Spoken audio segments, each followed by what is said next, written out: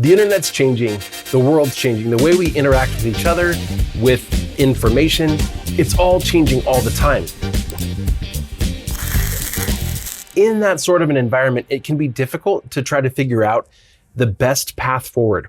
Right now, if you're using blog content to try to make a living, you're probably suffering. Most are. That is an incredibly discouraging situation to be in. And it leaves you questioning, what are we going to do about it? I've been working on a website for one of our members for a few weeks now. So in a couple of other videos, we've covered things like, one, just kind of a general overview of what's going on, what the site's looking like, the traffic that it's lost, and some high-level things that I felt like I could do to try to improve it. In another video, we went through the ads on that website. And, looking at it right now, I still think there's probably too many ads, but we were able to dramatically reduce the number of ads to make it a better user experience, to try to keep people on the pages longer, that kind of stuff. And in the process of doing so, we found that the income from ads on the website, while it did come down a little bit, it actually helped improve the traffic situation. So the earnings per view, or per 1,000 views is how they measure it, went down, but the overall earnings went down a bit less than that. So it seems to have had the impact that we wanted, but it's still not leading to a whole bunch more traffic. We also went through and tried to improve the internal linking, especially in the top blog posts. But frankly, Lucy, who owns this website, she'd already done a pretty good job of that. So that begs the question, what is wrong with this website that Google is not showing it? And honestly, I don't think there's necessarily anything wrong with it. But that doesn't mean that we should just leave it alone. We need to figure out what it is that's going to help make this work better.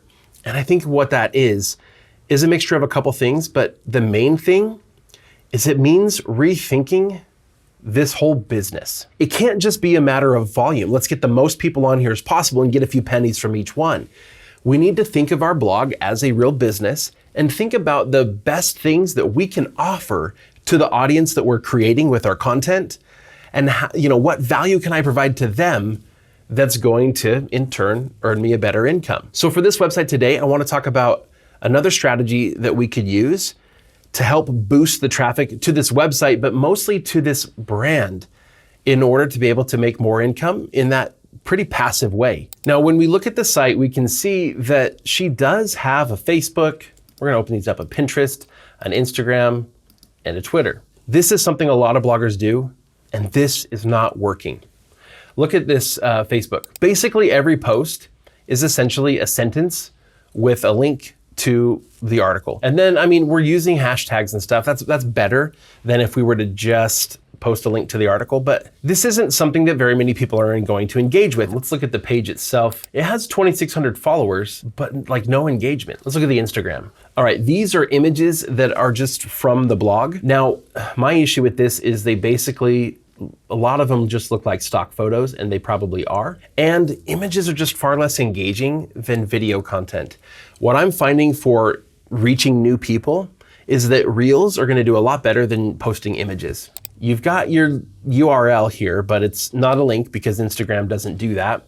And then you've got all your hashtags. Again, we're getting a little more engagement here, so that's good because Instagram is a highly sort of visual platform, but I think we could do a lot better. What about Pinterest? I have some concerns here. You got 4 pins in a row right here that, to me, they look identical. They're the same image, the same words. So they're the exact same pin being pinned multiple times. We don't want to be doing that. Actually, we want each pin to be unique.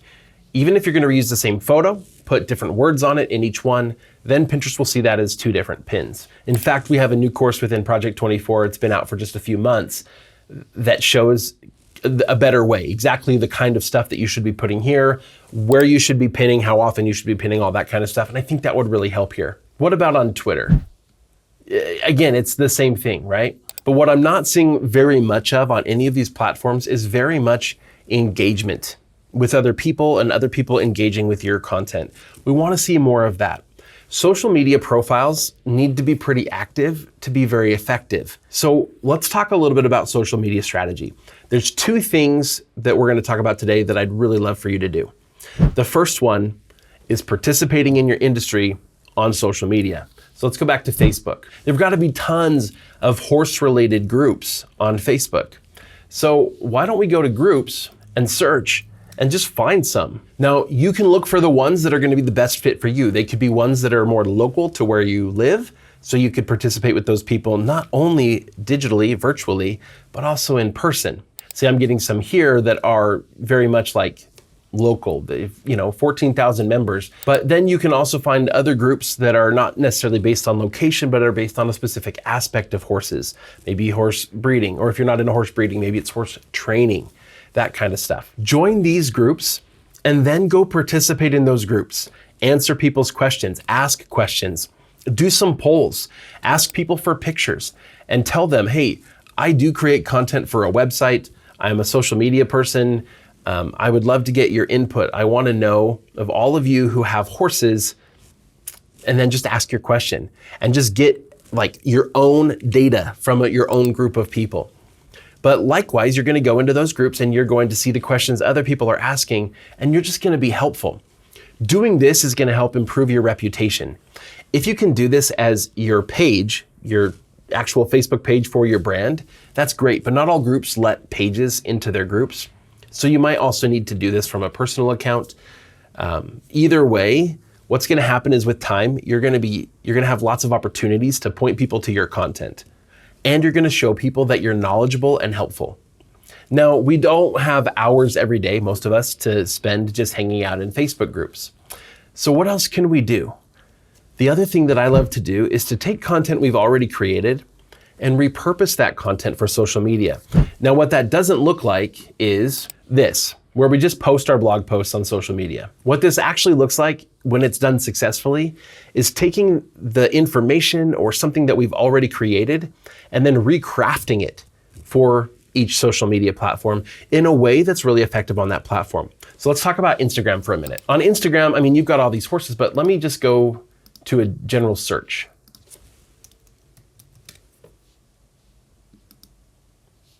Here's what I get. I get this. This is kind of, a meme style.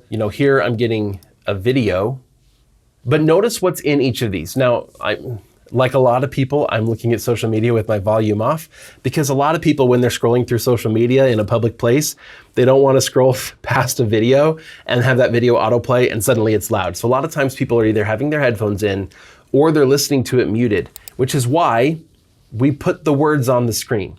Look at this. Here's an image that's showing me kind of the skeletal and muscular structure of a horse. And look at the amount of information that's here. It's not a lot, but it's more than what we got when we were just showing the featured image of a blog post. But a lot of these images that are doing well and the videos that are doing well, they have a point to the image. There's something that's being taught or shared, or even just like a point being made, even if it's just like an opinion point being made, or maybe it's kind of silliness, whatever it is, but you're showcasing something specific with the image or with the video. Now, there are a lot that are just, there's just photos and stuff, but there's a lot that show something interesting or something different, not just like a stock image of horses. Even just something as simple as this, taking your image and then putting something on there that comes from like your blog post, and then they just put their website name right there. Some really good things that work really well on social media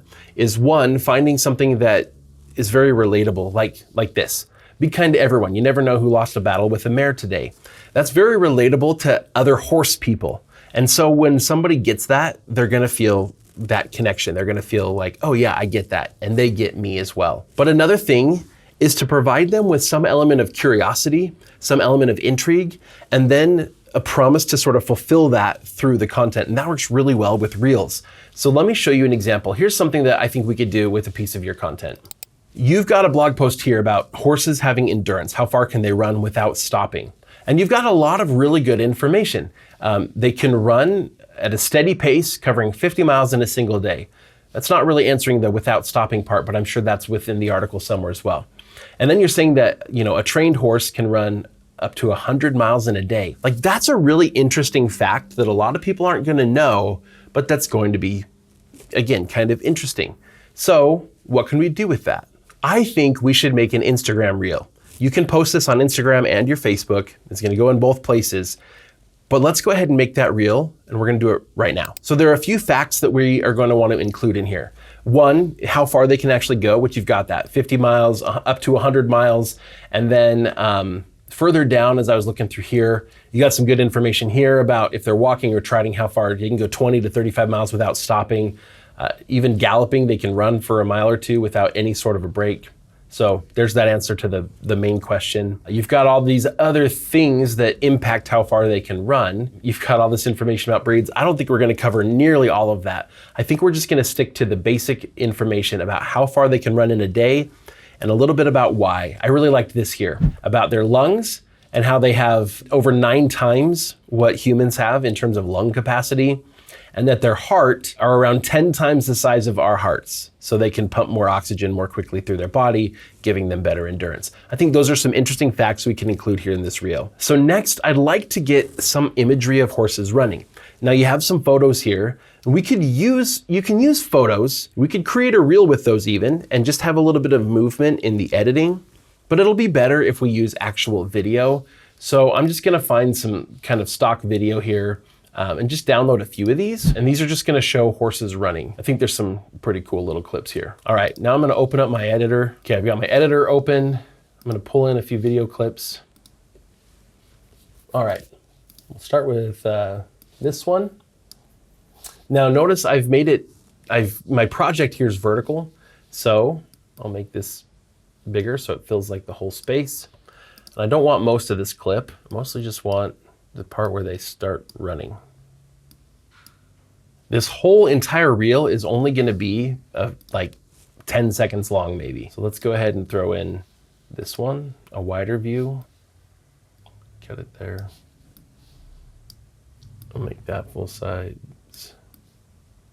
That's like it, right? This whole thing is only 13 seconds long, and that's gonna work perfect.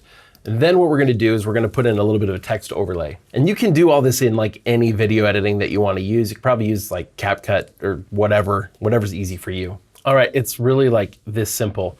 So here's what we're doing.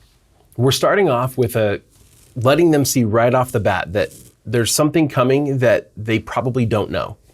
And then there's an interesting fact. And then we're saying, oh, but there's more. I'm gonna tell you more in the comments. Go check that out. So some percentage of people, what are they gonna do? They're gonna go look at the comment down below while the video continues to play. And they're gonna read through the comment. And in the comment, you can write a whole bunch more. No, we're not gonna write the whole blog post, but what we're probably gonna do is say something like, most horses can run only about 50 miles in a day. It takes real training to get an endurance horse up to 100 miles. The reason horses can run so far though is because they have huge lungs and a huge heart, and we're gonna go into some of those details. It's interesting facts, and that's about it. Oh, the other thing that we're gonna do here though is we're going to put your website.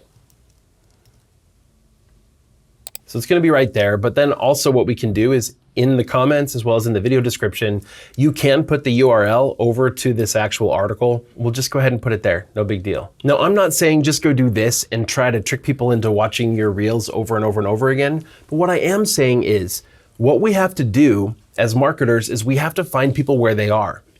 If what a lot of people are doing today is consuming information as well as entertainment content in small doses today on their phones, right? We're consuming it in small doses, and we're liking and engaging with things that we like that we come across in our social media experience. And if that's the case, then we need to create content that caters to those platforms so that those people can come across it. So that's what we're going to do with Horse Factbook. We're going to try to work on doing social media in a way that social media is intended, and using the types of tactics and strategies that are working on social media. And they're working because they're the kinds of things that people like.